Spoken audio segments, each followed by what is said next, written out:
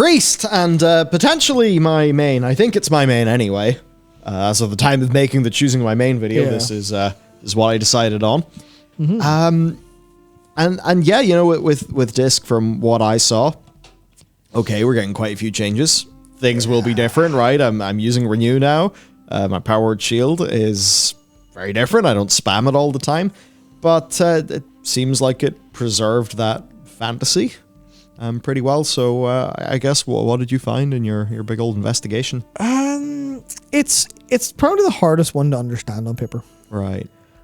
But what I did notice is there are a lot of cool stuff that feels like flavorfully focused on building up your shadow damage. Also, you've got Power of the Dark Side, like, which is your tier thing that's now there at the start of the tree, which is really nice to have that proc. With like you could even turn Penance into like a different shadow based spell for like one cast after Shadow Covenant or after Schism, I think. And that's pretty interesting. Where you kind of had like super more damagey focus. Then you've got a little bit more of, hey, let's buff out our atonements, let's buff out our kind of more holy side of the tree, which feels pretty nice. Especially with like Light's Wrath and back, or like popping edges for like more shielding and stuff. I think that's interesting enough. But it's kind of hard for me to talk about because I haven't that much experience on it. Sure. I'd say to the fact that everything feels like a DPS talent because you're a DPS that also heals, and that's like kind of like interesting that it's DPS talents and atonement talents. But if it's season 4, you do less damage than Holy does. Yeah. Which was weird. It was definitely in the back of my mind while I was sitting there really enjoying playing Disc, just kind of knowing, but Holy's the flavor of the month. I do more damage and get more healing. Yeah, I think losing Spirit Shell probably helps people make that more of a compelling spec that actually relies on atonements a little bit more than just rampant Spirit Shell everyone. And then, cause I think some people enjoyed that, but I think people started getting annoyed by that towards the end of the expansion. But so it's interesting enough. For Holy then. Yeah, Holy is really holy. Yeah, well, you see, to me it was always simple and fun, and I enjoyed the core of the rework back when that was done. Yeah, so it's a lot less simple, but not through any big core changes. Through some nice interactivity additions, like Lightweaver being added is now flash heal, 2 flash heals, then buffs the shit out of your next heal, which means you've got this like 1-1-2. And then you've got Trail of Light, a lot easier to pick up now, as well as Binding Heals, which you're healed for your... So Trail of Light is the last target healed gets some of the healing from your flashlight and heal. Flash and heal, which means if you're healing like a group going, I'll flash heal you, I'll heal you, then that's like spreading it across. That works really well with Lightweaver. Same with Binding Heals, making that some of that flash heal and heal yourself. Fucking hate, Jesus Christ, healing an awful lot here. So that's pretty interesting, I think. But it is very much button soup. It's got a lot of abilities that solve a lot of different problems, and that can feel a little bit like, I think it's the hardest spec to keybind in the game, which is crazy coming from like Brewmaster or Windwalker or Mistweaver, anything with loads of utility like Hunter. It's the hardest because you're just like, why do I have 70 million buttons? Why do I have Circle of Healing, Prayer of Healing, Prayer of Mending, Renew, Flash Heal, 3 Holy Words, Holy Fire, Smite, Shadow Word Pain, or why do I have all of these buttons? And they all do different things, and they all reduce each other's cooldowns, and that's really fun, but it does feel like, what the hell is going on? But I think the talent tree is pretty cool overall. I think there's a lot of like choice of which of your buttons do you want to make better. Hey, do you want to take Circle of Heal and have this big buffed up Prayer of Healing so you can just Prayer of Heal and like pump through a whole load of like group healing? Or do you want Prayer of Mending to be kind of nutty and apply loads of renews wherever it goes and like have a chance to not consume a stack so you can just Prayer of Mend the whole group all day long if you're lucky? Stuff like that is fun, especially like the idea of like the Power Word Life is, to be fair, this is like a class tree ability on the far left side. But it's really interesting because it's like a massive heal if it hits someone below, I think, 30% health. And it drops its cooldown to like 10 seconds. So you can do this, like if you're good with that ability, you can crazy pump stuff up. I think Disc can have access to that as well.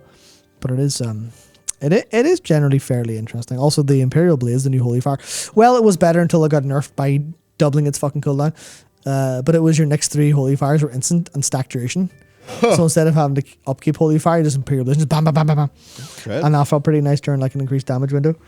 So it's fairly nice. I like it overall, especially having Twins of the Sun push this for free, so you have PI. And you can give it away and get it yourself. So I think it's nice with nice improvements, but it's like, it is Holy Priest, where I think the interesting thing is a lot of its interactions are with its own buttons, as opposed to like a Resto Druid is a lot more kind of internal interactions with how much you're healing people depending on your dots and stuff, whereas this is more just button does Healy. Yeah. Button does big Healy, button reduce cooldown of other big Healy, done. Outside of like Circle of Healing, buffing pair of healing for a bit with a thing. It's simple, but I think there's enough depth in it that people who think it's too simple will probably enjoy it more now. Which is why I was like, that's a little bit of the whole fucking Shadowlands experience. Yeah, it's like, hey, this is better. We do get to the last good bit, which is Shadow. Just kind of an issue. Kind of an issue, because it's like, yeah, I want to play Disc and Holy, but... Shadow? You have to DPS someday? But yeah, like I'm going to have to... So it's tricky, because Shadow's like cool in principle, but... Yeah. Well, the thing is, like, in Legion, it could just be completely overpowered with Surrender to Madness. It could result in some nutty shit, which was really cool and thematic, but it was also some nutty shit. It is So they can't have it be completely crazy like it was back then, but that's kind of meant it's never really lived up to what it did when it doubled down on its spec fantasy. Yeah, it's full identity crisis. It doesn't know what it's supposed to be. It tried to give options, but it never had the time to finish those options and finish building them, which means they're kind of sitting there going, well, the Mindseer change was like, that clearly took a lot of like their time and effort to get that working right and like balanced, and that kind of seemed to take away from everything else. And weird ideas like not hasting your AoE dot applications means you're like, oh, do you want to just vampiric touch tab? No, you don't. Here's Shadow Crash. Slow moving cooldown. Here's Dark Void.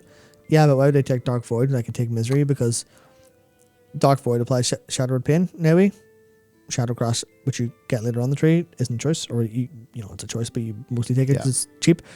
Gives Vampiric Touch. But instead of Dark Void, you can take Misery, which makes Vampiric Touch apply Shadow Pain and last longer.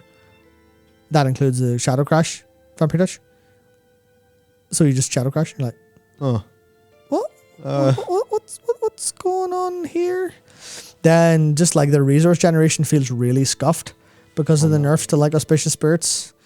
And it's like, resources don't feel to come in long enough. Mindseer feels bad unless you're dumping it with a full bar because it's channeled 25%, 25 a second. So if you go like, oh, it's time for a big juicy Mindseer, and you've got 50, whereas like a Devouring Plague into Mindful Insanity feels good on single target, and that costs 50. And you go, okay, boom, yeah, sweet, I can do it twice.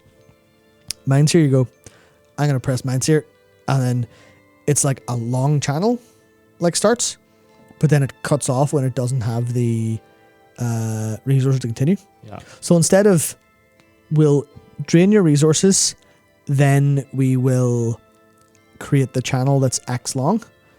It starts as big channel and it stops abruptly if you don't have the resources, which is a small detail, but it feels terrible. And I didn't know this the first time I pressed Mindseer. I thought it was like a fixed cost. And I pressed it and then I stopped. I was like, wait, what? Oh, that's how that works? Oh, that fucking sucks. Wow. And then Mind Spike isn't like really tied in anything else in the tree. So you Mind Spike, which I think is cool. I think Mind Spike because it reduces the cast time of your Mind Blast by 50%. So you go Mind Spike, Mind Blast. And that's really cool.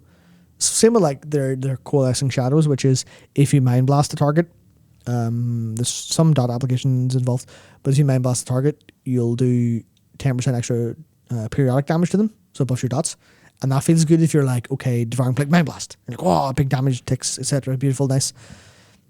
So that's like kind of nice, but overall, it's like this is just unfinished. You started and then you ran into a load of problems and you stopped.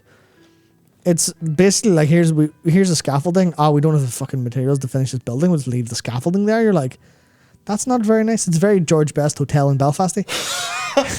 Yeah, that'll be finished some year long in the future. Yeah, it definitely would. The channel ending early is just a skill check that was that bad. So you can have a skill check that doesn't feel like it sucks ass. That's the thing. Where it, like obviously like I said they could custom build the skill to have a different duration based on how many resources you spent on it. But they went for it cuts off, and that feels kind of weird, especially when you're like in AoE and trying to do a load of stuff. So I think that's mostly it.